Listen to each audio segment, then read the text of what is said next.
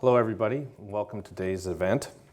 I'd like to first introduce myself. I'm MC of the event today. My name is Peter Deines. I'm CEO of CannAmm Occupational Testing Services, and we've been a partner of Threads of Life for a number of years, about 10 years now as a sponsor, and I've been involved with the board for about 9 years and currently sit as vice chair.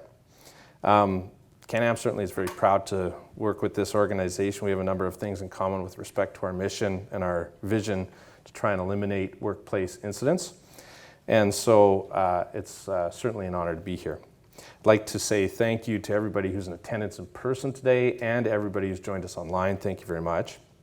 We're going to start the event today with an acknowledgement of the Indigenous people of all the lands where we each live and work. So we take this moment to acknowledge the importance of the lands which we call home.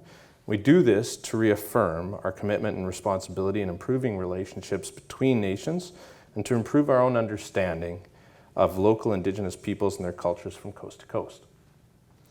The format today is a panel discussion followed by a Q&A.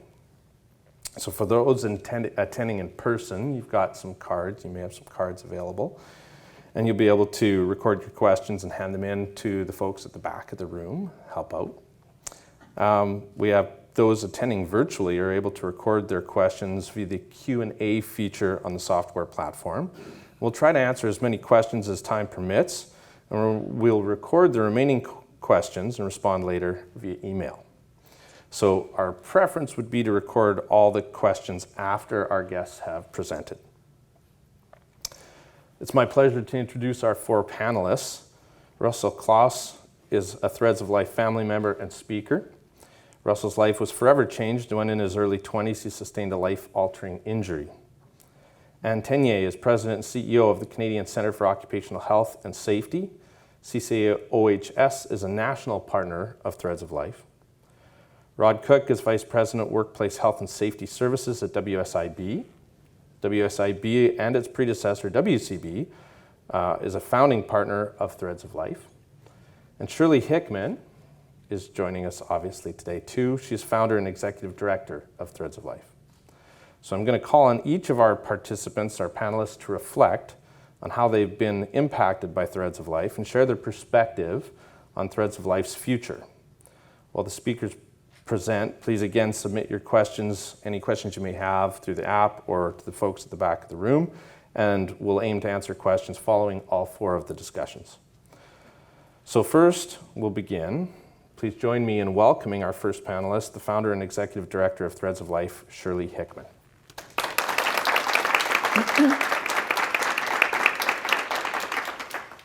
I have to start by saying I think I'm feeling a little overwhelmed, right? Knowing so many people took the time to and had the ability to come and meet with us in person, and all of you who are joining us online, and it's just a wonderful experience.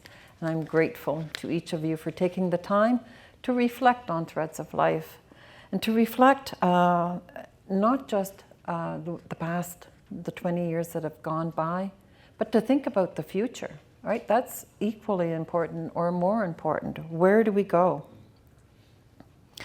And together we have like one purpose, right? To ensure that families all across Canada have the knowledge that Threads of Life is here for them, right? And the programs and the support programs we have for each and every one of them. So I believe that Threads of Life begins and ends with one worker, one family, whether it's a life-altering injury, occupational illness, or a fatality. That is the common denominator. That is why Threads of Life is so unique with our programs and services. The Volunteer Family Guide is available to listen, to walk, to companion, when the time is right for the worker or the family. One story makes a difference. When an instructor shares it in a class, or a volunteer speaker speaks at that class or group training. The story resonates more when shared by a family member who's a trained spokesperson. And you have each either given those stories or heard those stories. Threads of Life was created with care, one step at a time, just like when we walk in Steps for Life, one step forward each day. We step forward with the hope to prevent one more injury, one more death. We create awareness. In 2003, I was only hoping to help one more family. Currently, Threads of Life is providing supports and services to more than 3,350 Canadian family members. For the future, I hope that Threads of Life continues to build on that same philosophy. Considering the needs of families, consider what we can do to prevent one worker from being injured. Ensuring that each worker is aware of the importance of good training and receives that good training, that they do not take shortcuts, that they watch out for themselves and their co-workers.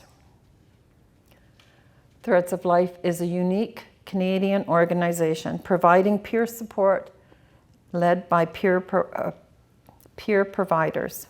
As we grow, I hope we have more local community support groups. The Weekend Family Forum, as we all know, is a wonderful opportunity for those who are able to attend. They learn and share with each other, they attend workshops, and they build a community of support. Local groups would be able to offer that same kind of support. Workers and family members would know that they are not alone. There's much more that needs to be done, that we need to do in order to reach family members of different languages, different cultures, different age groups. You joined us today, virtually or here in person, because you want to ensure that that voice is there, that there's a role so that we can manage growth and that we can ensure that students become more aware of the importance of workplace safety. Students understand the drinking and driving message, as do most of us. But together, we can create a similar message for workplace safety. And I ask each of you, what is your personal slogan for workplace safety? As community members, volunteers, and family members, you each have a role in the future of Threads of Life. We have heard some of your ideas, and while we have currently 15 staff members, there are over 350 volunteers across Canada have a variety of roles and voices for Threads of Life. There are funders, partners, employers, all offering support in order that together we can ensure that the mission to support family members and prevent future tragedies will be here. I believe that Threads of Life, when our son died, when Tim died, I made a commitment. I made a commitment to do something productive and positive with our love for Tim. And I believe that Threads of Life has offered me this opportunity. And you each have your own opportunity. One story, one program, one step at a time will ensure that one worker will come home safely. You do not know the life you saved. You just share and do what you do with hope and faith. One individual can make a difference, and each of you are that individual.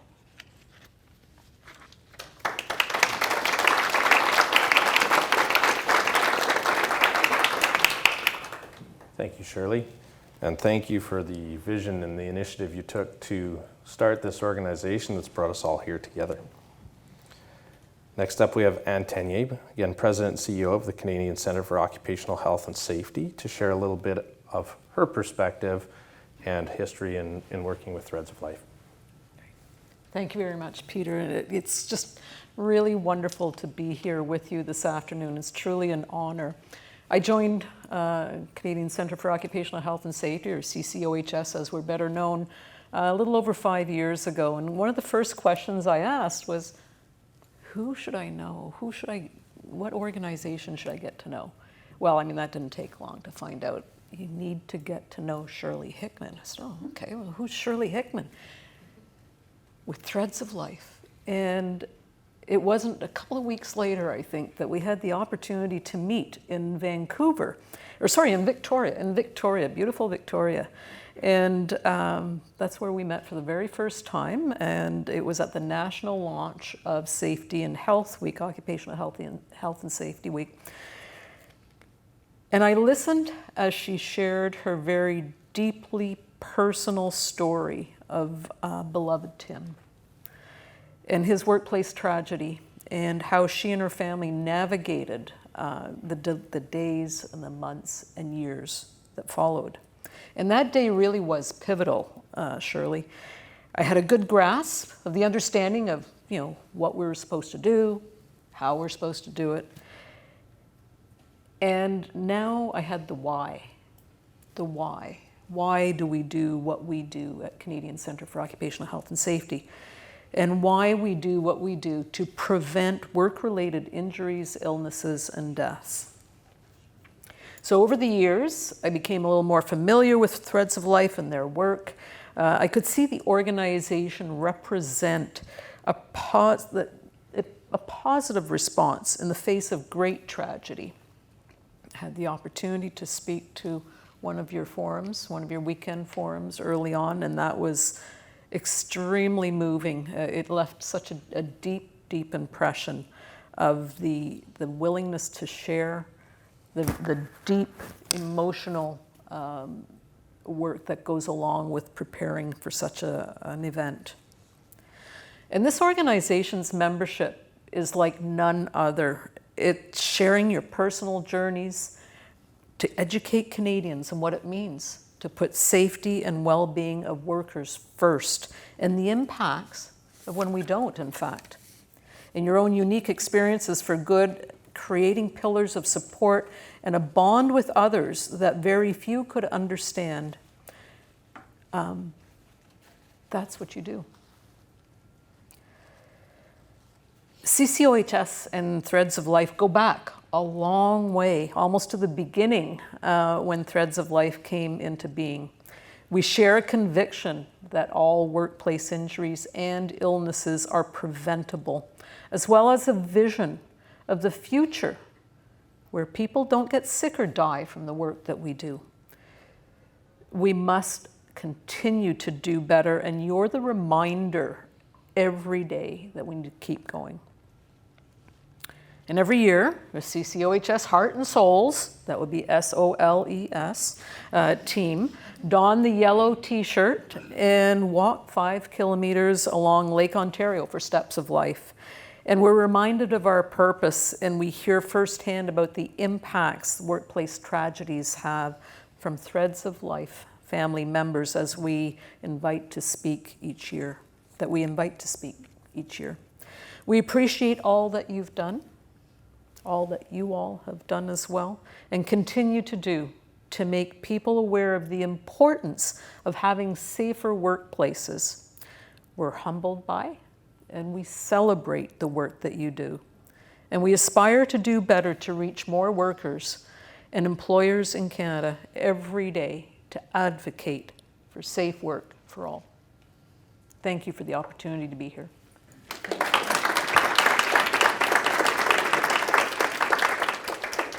Thank you, Anne, for your time, for joining us today, for your long-time friendship to the organization, and for your comments. We'll now welcome Rod Cook. Rod, again, is with Workplace Health and Safety, he's the VP of Workplace Health and Safety Services at WSIB. And we've worked a long time together, Threads of Life and WSIB. So Rod's going to share a little bit of his perspective and recollections on this collaboration. Well, thank you very much, Peter, and it's great to see this group together. And welcome to those online as well. And Shirley, It's a pleasure to be here and represent WSIB on this 20th anniversary.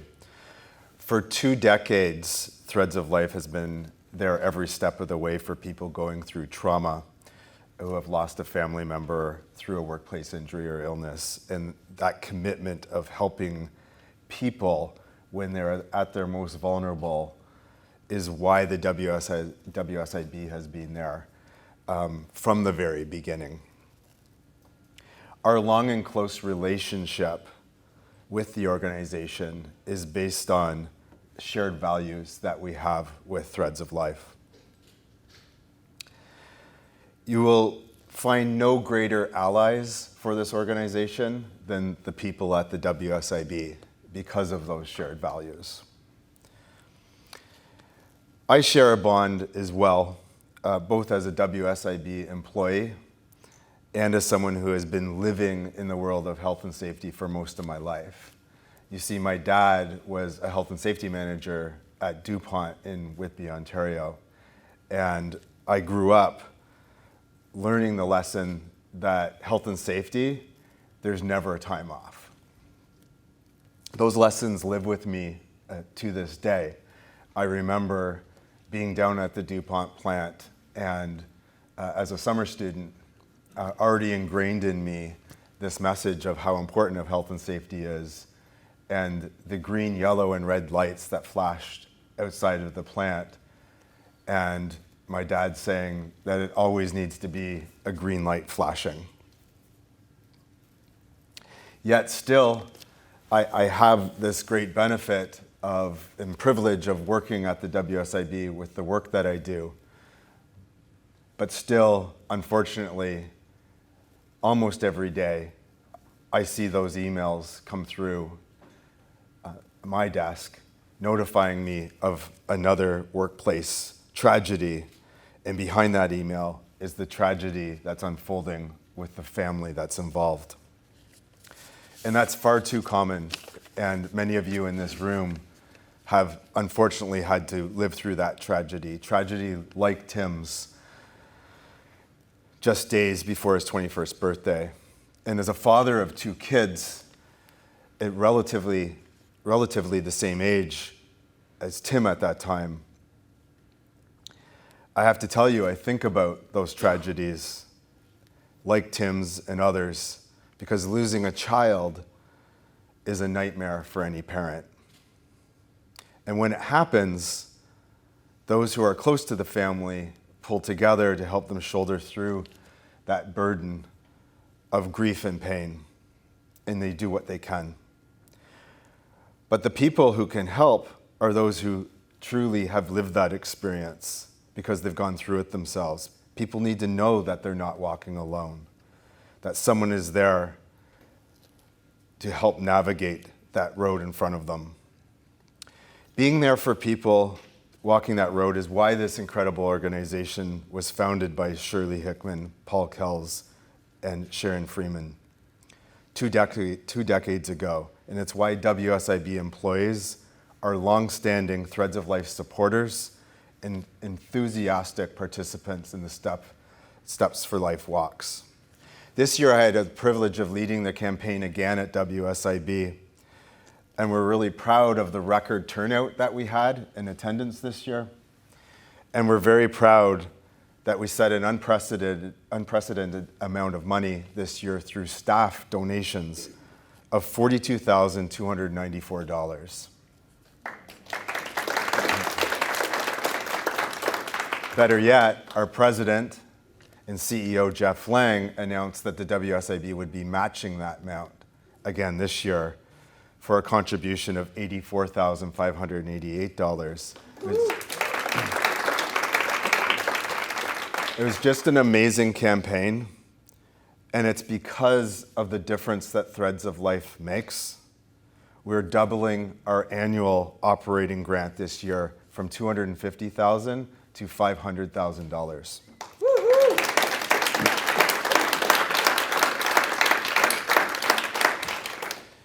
In a perfect world, there would be no need for Threads of Life because people would not lose family members going to work.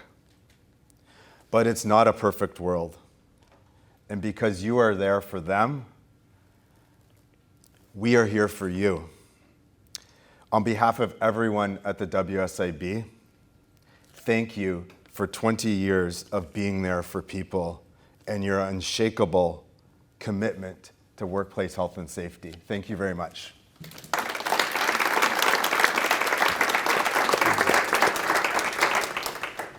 Thank you, Rod. The generosity and the commitment made by WSIB over the years is massively significant and has helped so many families. So we're all very, very appreciative. Thank you. Next, we've got Russell Claus. Hi. Russ has just joined the board, actually, as of yesterday, was elected to our board of directors. He is also a longtime family member and speaker for the organization. So Russell knows our organization well and is here to share his thoughts. Well, thanks a lot. As an occupational health and safety nerd, I feel a little awestruck with my panel participants here, but I'm just going to go for it anyway. So I just want to talk a little bit about what Threads of Life has meant to me. So I first became aware of Threads of Life maybe in a bit of a different way than many other family members had. It had already been 8 years since I was seriously injured on the job. I was run over by a truck at work and shattered my pelvis and seriously damaged my urinary tract.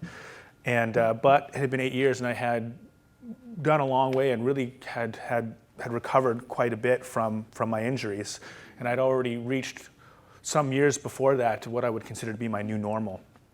So rather than because of my injuries and the consequence of my accident in that way, I came to Threads of Life probably from a more positive result of my accident, which was my career in occupational health and safety, which was a career that I chose after my accident based on the new perspective I had got about workplace health and safety because I was so badly injured at work.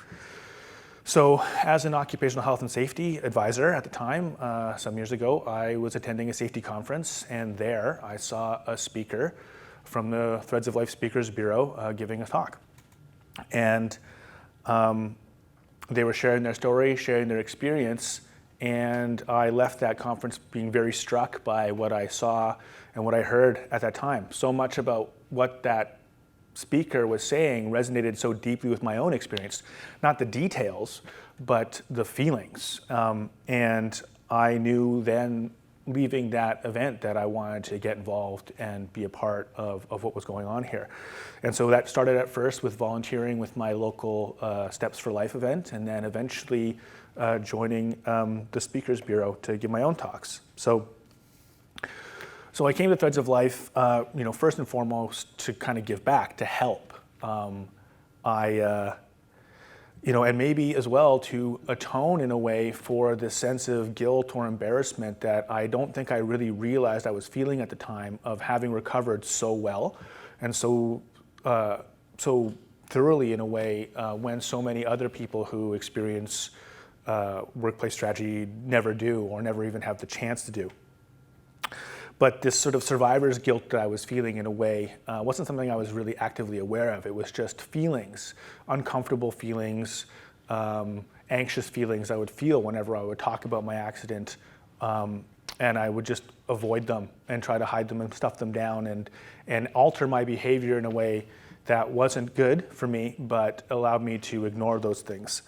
But as I joined the Speakers Bureau and I wrote out my story of what happened to me in a way that I'd never really done before, a more honest way and as a result a more painful way, and did my training in this very building and met more family members and started to do engagements and speak, I began to realize that there was a lot I hadn't made peace with yet about my accident, a lot of pain that I was keeping inside, and long-lasting impacts, especially mental impacts, that I was just stuffing down and avoiding and not having to deal with. So, because it had become important to me to just sort of see myself as recovered and just leave it at that, and all that was just in the past, and now I could just help and didn't need any help in return. But I began to be able to look at those parts, those injuries that still lingered sort of the ghosts of the accident more clearly as I became more involved with Threads of Life, and in particular as I met more family members, many of whom I've found to be quite humbling, and make these friendships with these people and experience what sort of through their stories and getting to know them, what they were, what they're about, and did not expect to feel choked up here. But with their encouragement, and through their friendship, for the staff and the volunteers and the other family members, I began to sort of realize that even though I had recovered so well, that my story still counted, and that more than counting, that it was actually important, that it was an important part of the whole story that everybody in this room is a part of. And being able to do that and sort of face these things a little more clear-mindedly and more confidently has allowed me to start to work through those things that I had otherwise tried to avoid. And that all came through the safety provided by Threads of Life, by the staff, by other family members, by other volunteers.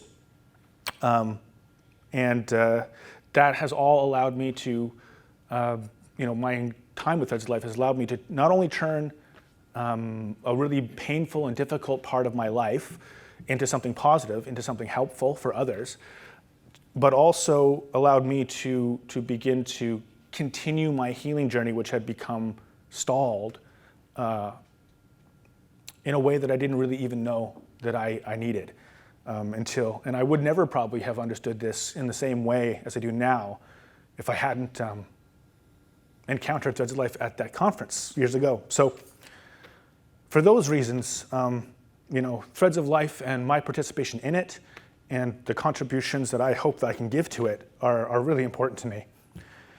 And getting choked up again.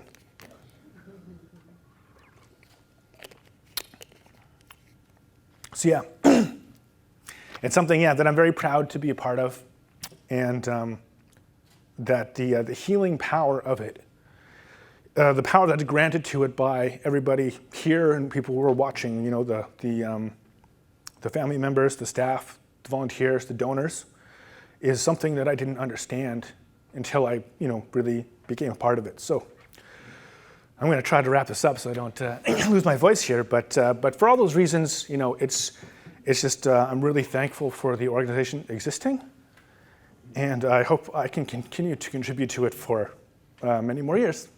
Thank you.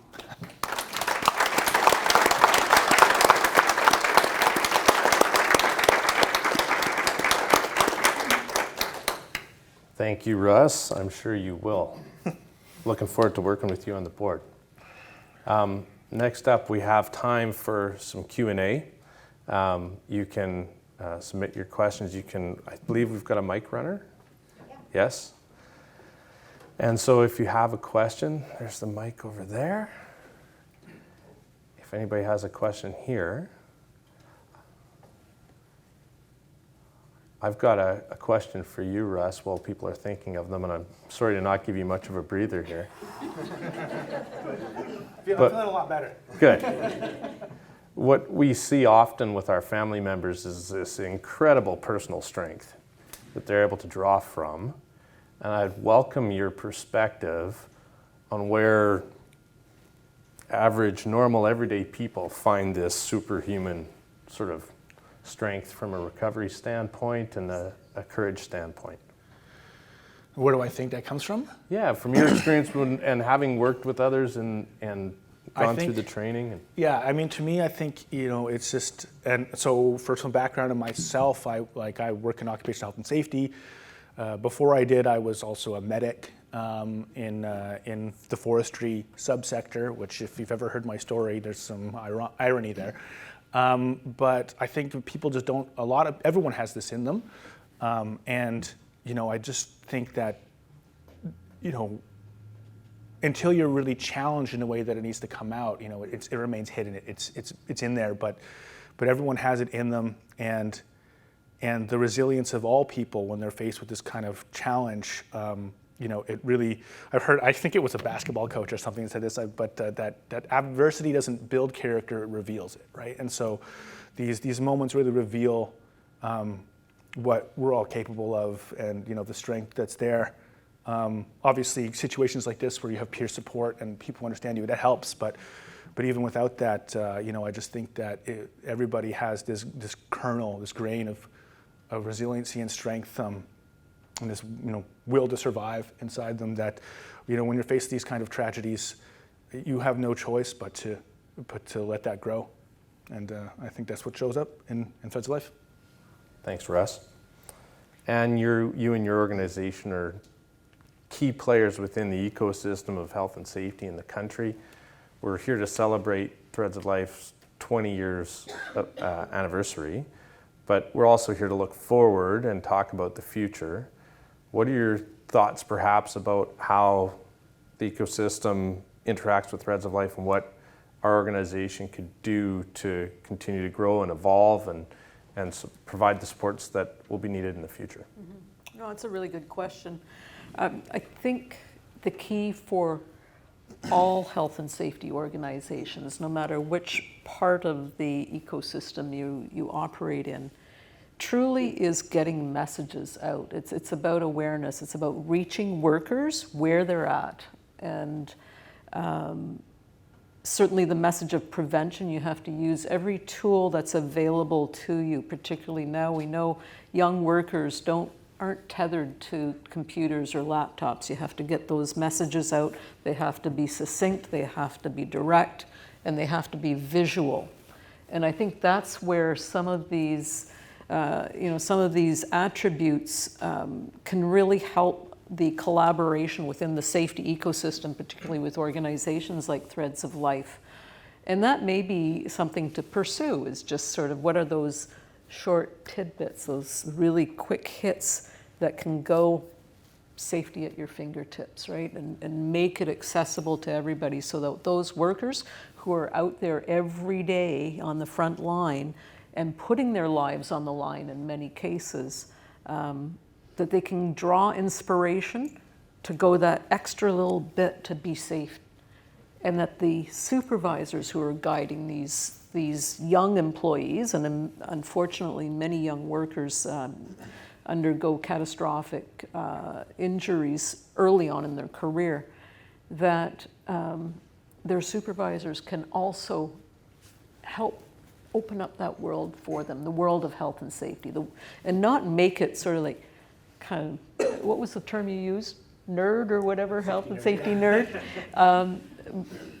Not feel like you're being a nerd, but feel like this is really important to me. It's important to my family. It's important to my profession.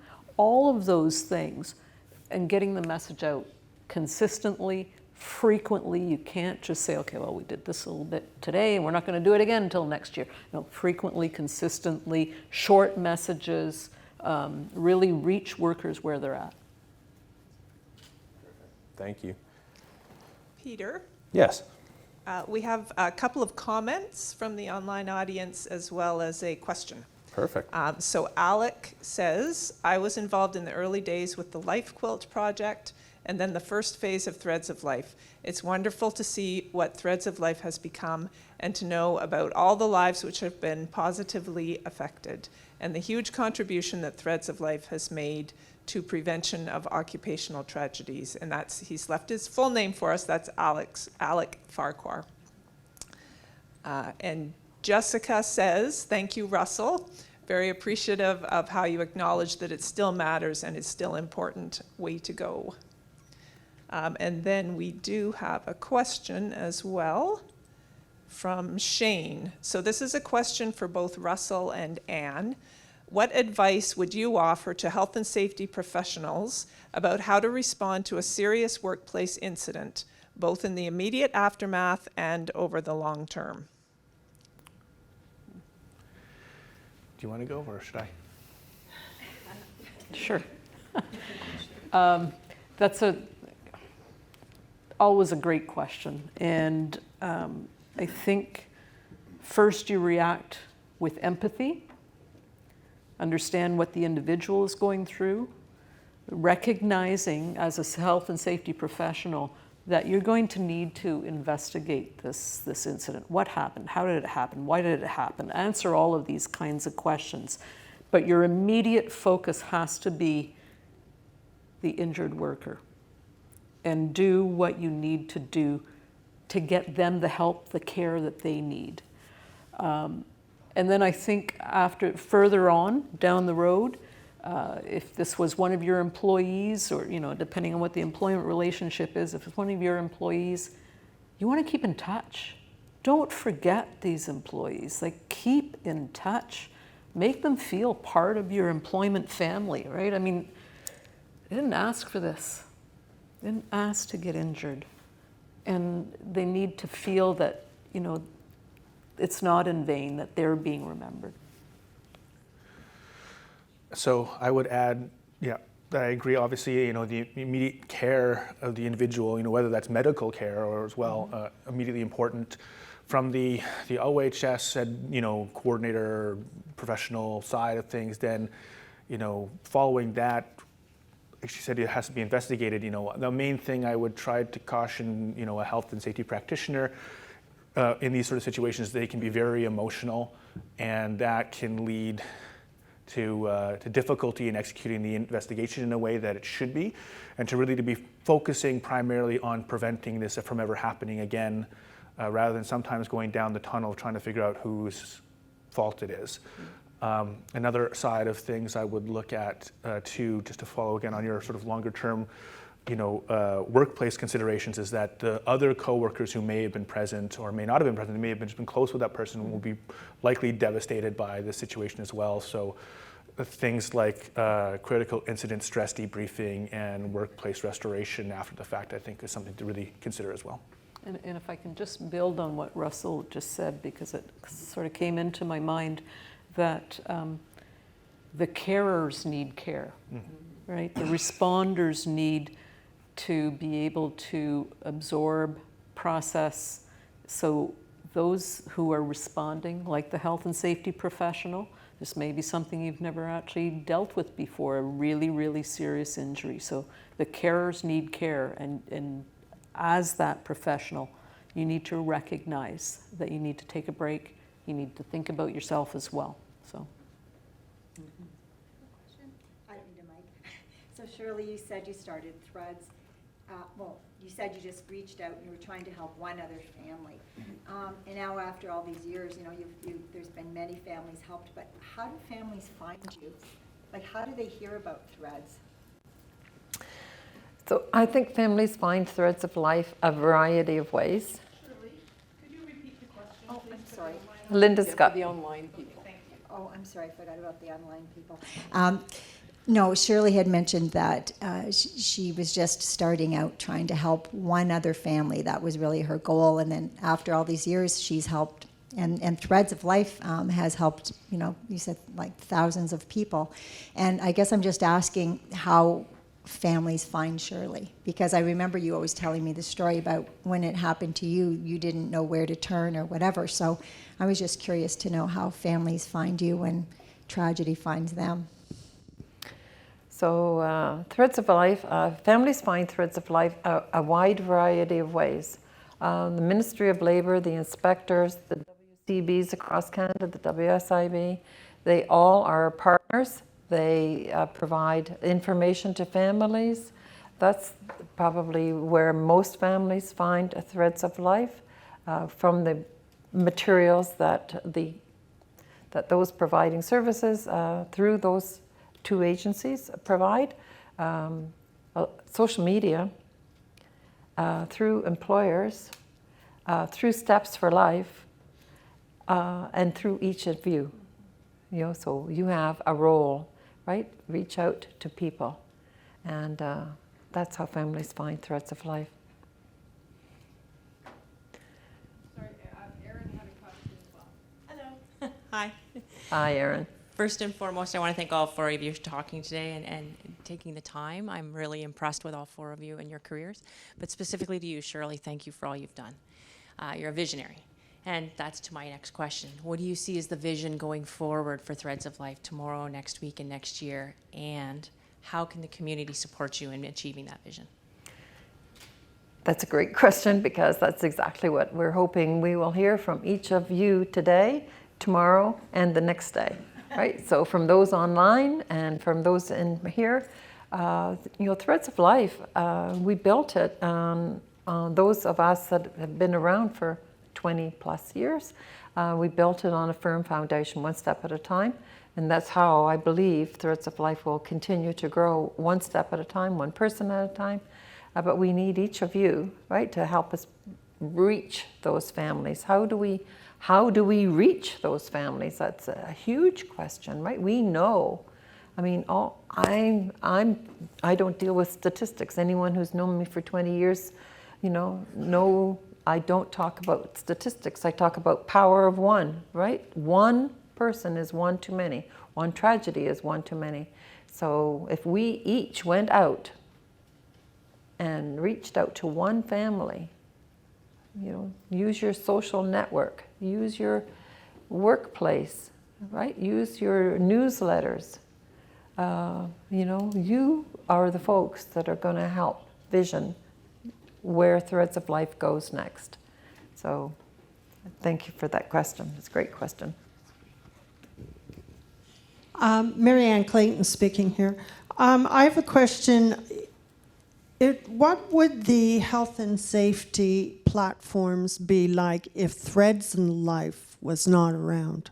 I'm going to leave it open for someone to jump in and answer that. I think Rod could answer that. I'll jump in on that one. Great question. Thank you.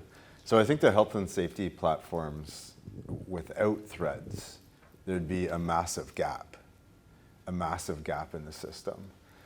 So as someone who represents WSIB and a workers' compensation board, we recognize there's a gap in the system. And that's why we're doing what we can in our partnership with Shirley and Threads to help this organization thrive. It needs to. Ultimately, stating the obvious, we shouldn't have these incidents. We need to be doing a lot more as a occupational health and safety system, us here in Ontario and nationally, to prevent these incidents from even happening. But recognizing the reality that they are happening, we're certainly taking a position of offering huge support to Threads, because we recognize the really, really important work that Threads is doing. I think as compensation boards across Canada, we should be lifting this organization up, doing all that we can to connect more volunteers to the organization, help them financially to do the amazing work that Threads does, and offer more of a communications channel through our processes as compensation boards to connect people to the organization to either volunteer or to better showcase the services that Threads offers for families who need it.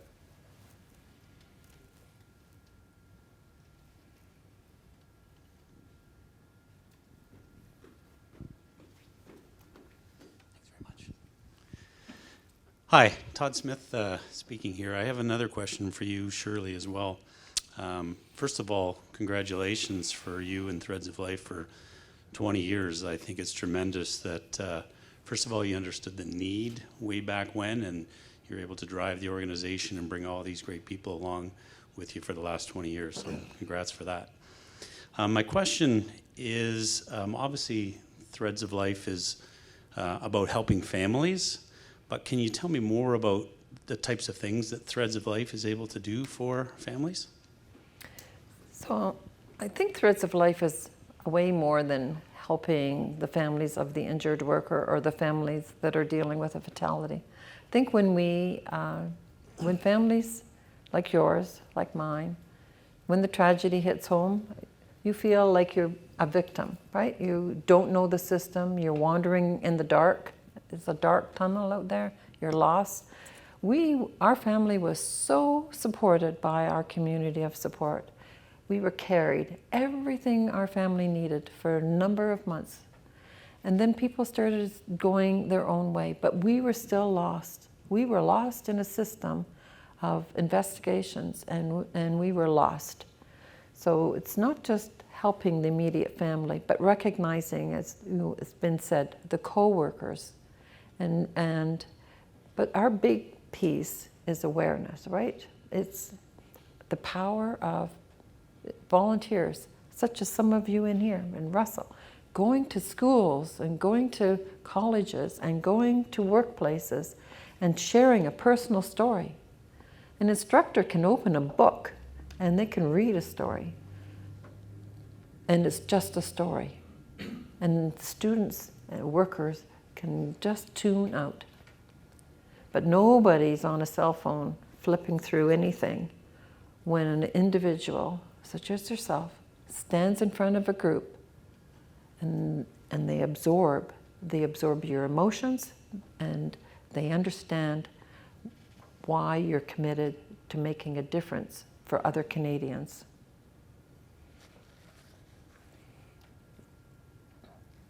We have a couple of further comments and a question from online. So Roger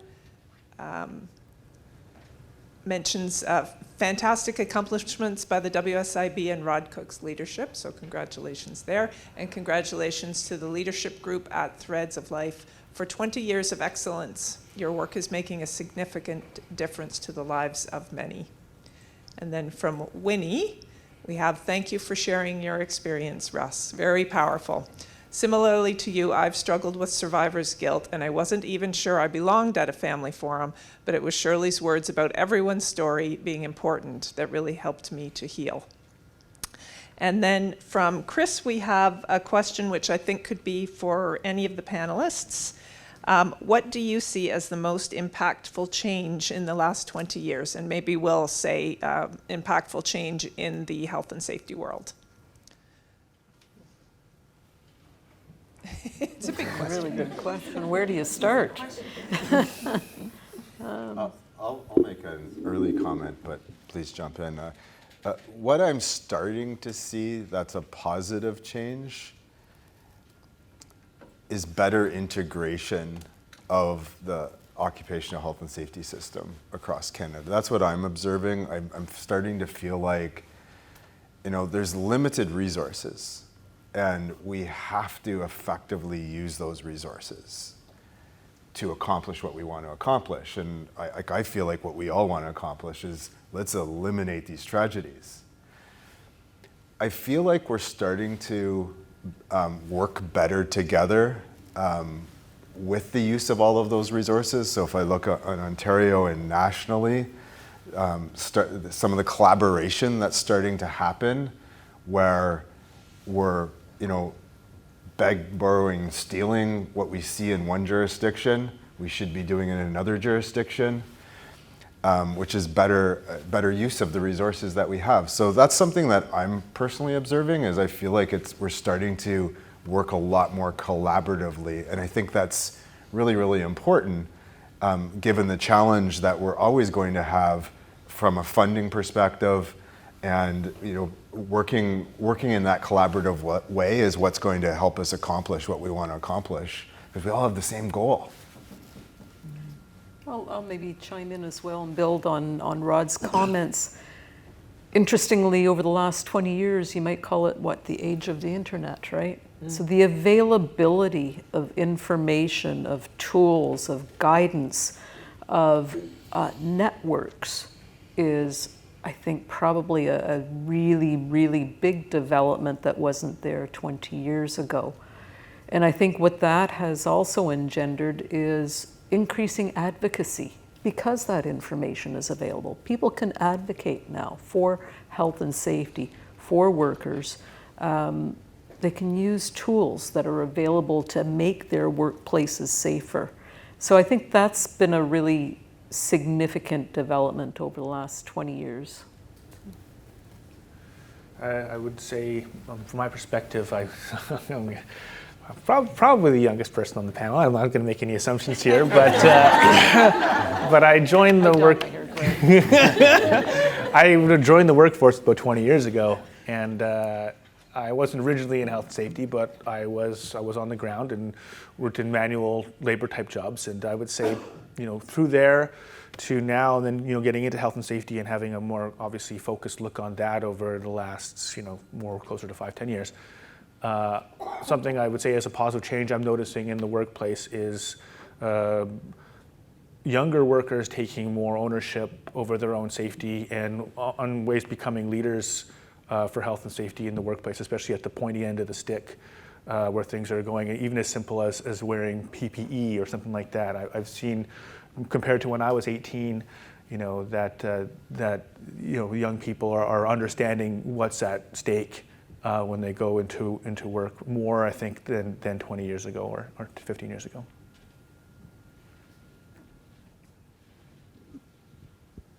Another comment and question from online. This commenter has given us her name, so it's Barb Murray here, and she says, as a new widow attending my first family forum, it was terrifying to walk into the Friday night reflection ceremony. By the time I left on Sunday, I didn't want to leave. Threads of Life has truly saved me. I'm proud to now be a volunteer family guide and a speaker. Thank you. And thanks, Barb, for that comment. And I would spin that into a question, perhaps. So knowing the hesitation that people may have to attend an in-person event, Russ and Shirley, can you tell us from your perspective a little about Threads of Life in the virtual world and how that has worked from your perspective over the last couple of years? So prior to the pandemic, we were, family support team was looking at how do we reach more families who can't attend a family forum? How do we reach the families who want to talk about a particular topic? And so we struggled. We struggled for what does that look like? Well, and then we had help because we had a pandemic and we had to figure it out. So we did. We figured it out, and we have the Families Connect series, and there were once a month workshop for about an hour and a half, 2 hours, a different topic, different facilitators, and people can join from all across the country, and they do, and they share experiences, and we share topics, and the sessions are facilitated by different volunteers. Some of them are facilitated by professionals. Some of them are facilitated by staff, and I think that world of virtual provides that opportunity for people who are living remote, who can't take a weekend to go away. So we need to look at how do we expand those opportunities for families. So stay tuned. I'm sure you're going to see more than one a month. Okay, I'll throw in some. So I joined the Speakers Bureau coincidentally.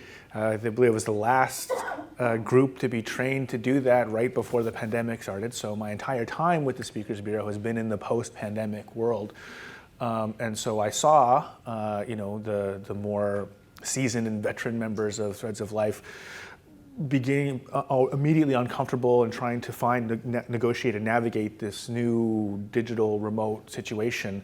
But that's the only one I've known. And although, in the more recent time I have delivered some talks in person, but I guess I didn't quite have the same perspective of what was being lost as much as also seeing what was being gained by the digital and the remote side of things. Is that yes, there isn't as much maybe direct, or it can be more difficult to get the direct connection with people, but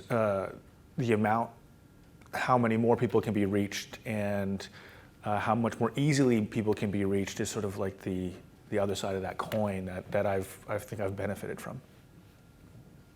Probably our last question. Wally? Is it on? Okay. Yes, sir. Wally Power. I don't have a question. I don't really have a question. I want to pick up on something Russell said with regard to let's move on and let's not lay blame. A lot of accidents everywhere A lot of them can be caused by human error. And I want to speak about something with regard to my accident. I was working on a piece of equipment, and it was accidentally started by a coworker. And during the course of my presentations over the years, I've had people ask me, who turned the switch on? I have never answered that question, and I never will. Some people in my community know who it was, but that person had, and I'm serious when I say this, had a much harder time dealing with what he did than I had dealing with my accident. So let's not get caught up in blame. Accidents happen. Let's move on. Let's see if we can fix them. Yeah. That's it. Thanks, Wally.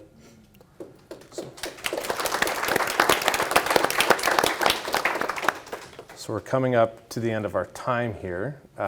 These events don't go off without a whole lot of effort, and so we need to be thankful to our panel today for sharing their time and their thoughts with us, to our organizers, the event folks that have been working on this, to our AV group, to everybody who has joined us today in person and online.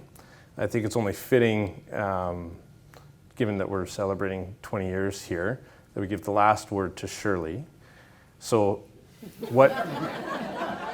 perhaps who would you want to thank and express gratitude towards after this first 20 years? Oh my goodness, nobody gave me that. You can do it, Shirley. We started our staff meeting on Tuesday morning, and we said, so we have 3 new staff this year, and we said, so we went around, all 15 of us, saying how long we've been with Threads of Life, our role, and one highlight. Well, you know, it's like Shirley just kept going because one highlight was the next highlight, and so maybe we shouldn't ask Shirley. I just have a lot of gratitude for all of the volunteers who bring forward Steps for Life, who bring forward families to find comfort and warmth from the programs and services that are available to them at no cost because of our partners. Our partners page is full and overflowing. There's room for more, and we'll make sure we welcome each and every partner. And it's a, you know, you asked me 20 years ago. I remember somebody asking me 20 years ago, Shirley, can you write a business plan for the next 2 years? It's like, yeah, well, what would you like? So, you know, here we are 20 years later. Look at each and every one of you. Look at each and every person who's joined us online. You are the future for Threads of Life.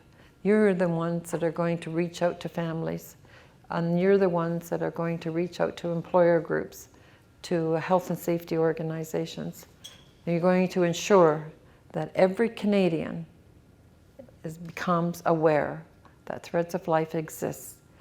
We have a twofold mission, right? Our mission is twofold: to provide supports to families, but to create a community of awareness. Everybody has a place in Threads of Life on one side of the mission or the other. And so our job, your job, is to make sure that the mission statement for Threads of Life is broadcast so that every Canadian becomes aware that there is such an organization to promote prevention and awareness of workplace injuries, illnesses, and deaths, and to support those who are affected as an outcome of going to work and not coming home well or uninjured or not at all. I thank each and every one of you. Thank you.